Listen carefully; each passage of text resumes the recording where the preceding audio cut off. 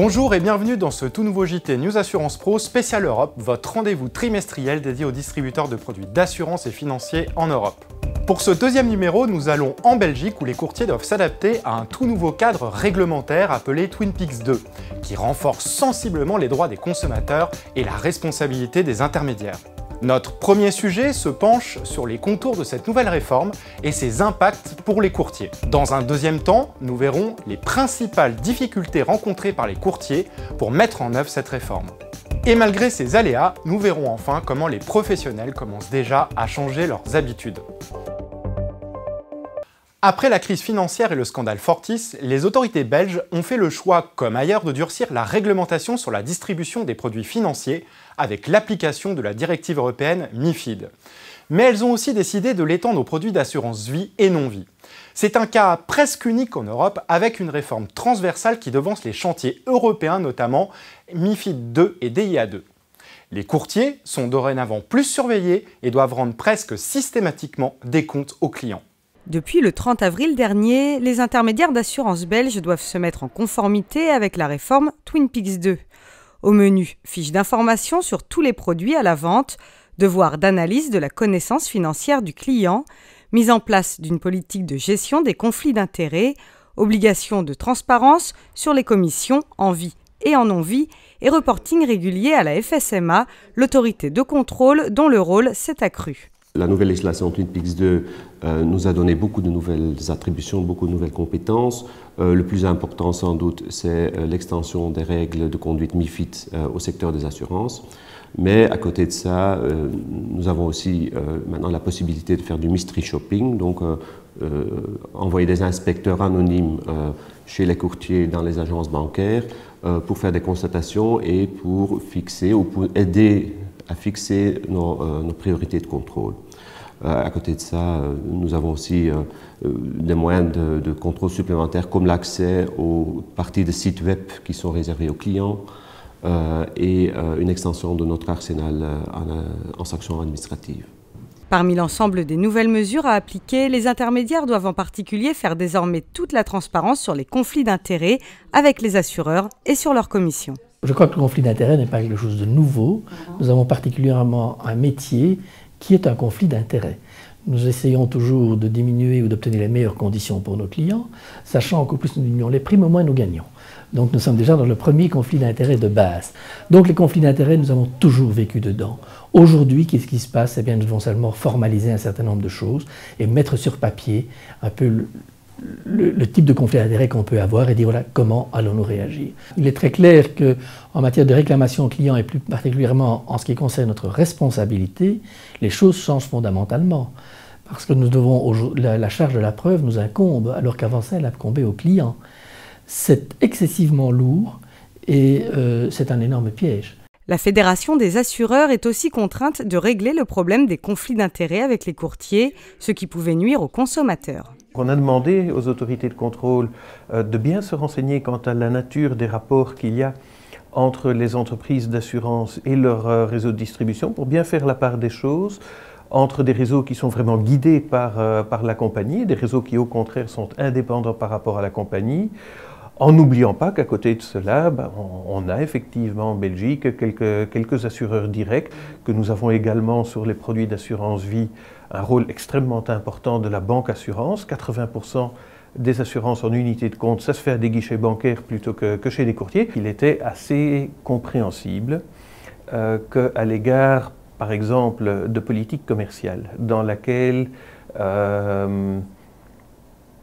la compagnie d'assurance pouvait orienter, voire même diriger, quels produits allaient être vendus et lesquels allaient moins l'être. Ce sont des choses sur lesquelles il n'y a pas moyen d'argumenter de manière raisonnable pour contester le fait que d'autres intérêts, que les intérêts du client final, étaient poursuivis à travers une politique de rémunération qui favorise tel produit au détriment de tel autre produit, sans prêter les égards voulus aux intérêts du consommateur. Donc, tout simplement, ça ne se discute pas. La situation change donc fortement pour les courtiers qui doivent s'expliquer sur des situations de conflit d'intérêts quotidiennes dans leur métier. Quant à la transparence des commissions, les courtiers attendent un règlement de la FSMA. Face à toutes ces nouvelles exigences, les courtiers s'estiment sur le fond en accord avec la réforme. Mais ils pointent une certaine précipitation du gouvernement à légiférer et aller encore plus vite que la réglementation européenne sur DIA2. Le monde de l'assurance et du courtage doit s'adapter à Twin Peaks 2 en un an, autant dire qu'il manque de temps. C'est un avis unanime de tous les acteurs de la profession, assureurs, courtiers et agents. La législation qu'on a, je dirais, reçue de notre ministre précédent de l'économie et surtout de l'autorité de contrôle est une législation, je dirais, exagérée, sans étude d'impact. Et les textes sont, je vais dire, assez mal rédigés. Nous avons introduit des recours à la Cour constitutionnelle contre la loi et contre les arrêtés royaux au niveau du Conseil d'État. Donc ces procédures sont en cours et peut-être qu'on pourra discuter ou négocier la manière de le rendre positif. Parce que sur le fond, sur les fondements, sur les principes, la transparence, la protection du consommateur, une meilleure information, moi, j'ai aucun problème là-dessus. Je pense qu'on est tous d'accord qu'on doit améliorer l'image que le secteur donne et ça peut y contribuer. On a bien compris que c'était beaucoup de changements à assimiler sur très peu de temps, avec des questions d'interprétation qui sont longtemps restées en suspens aussi, où il fallait connaître le dernier mot non seulement de la loi cadre, mais également des mesures d'application, qui ont compliqué le travail d'adaptation. Du côté de l'UPCA, la Fédération des grands courtiers, l'application de ces nouvelles règles de transparence est bien accueillie, même si, pour eux aussi, le manque de temps se fait sentir. C'est une législation qui n'était pas souhaitée.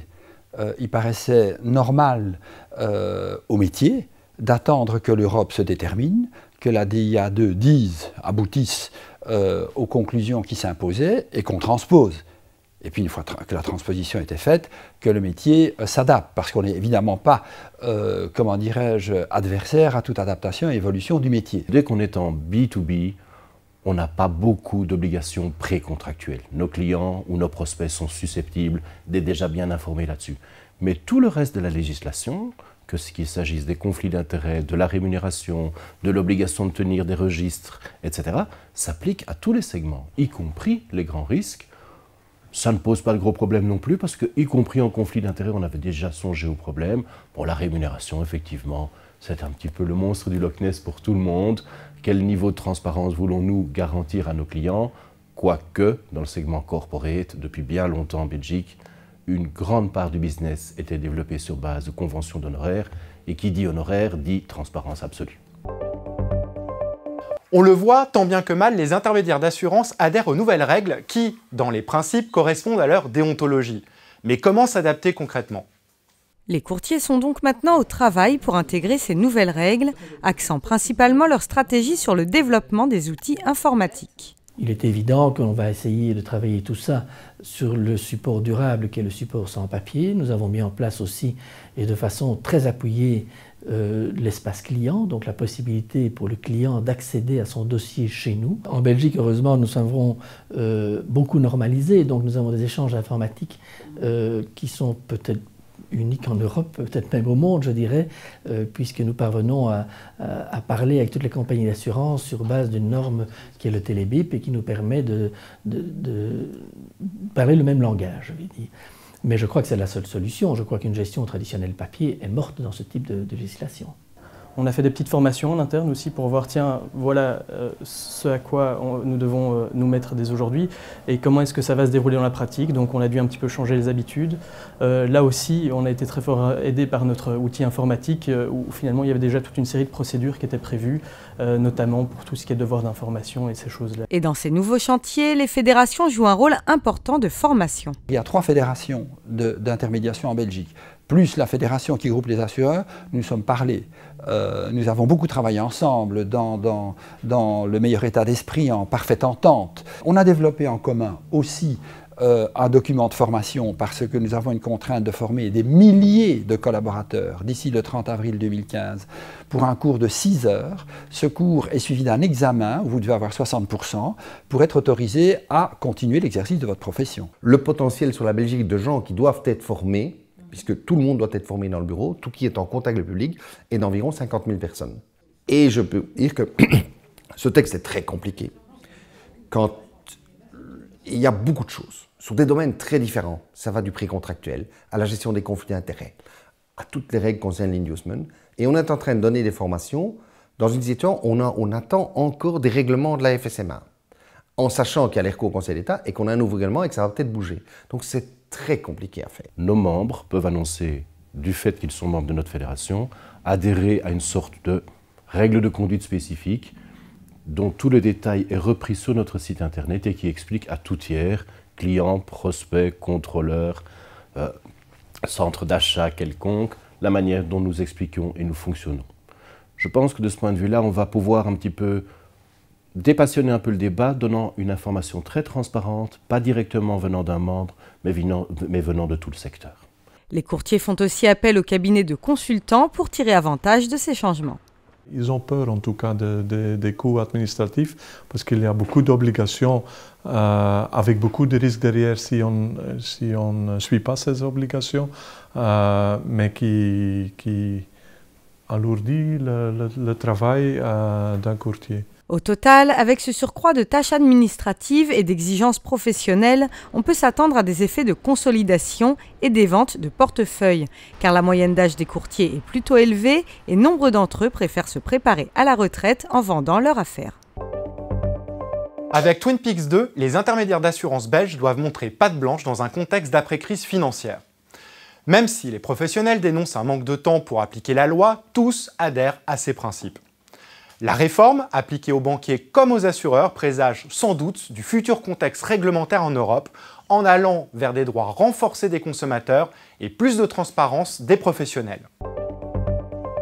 Ce JT est maintenant terminé, je vous retrouve prochainement pour un nouvel épisode spécial Berlin où nous analyserons le marché de l'intermédiation en Allemagne.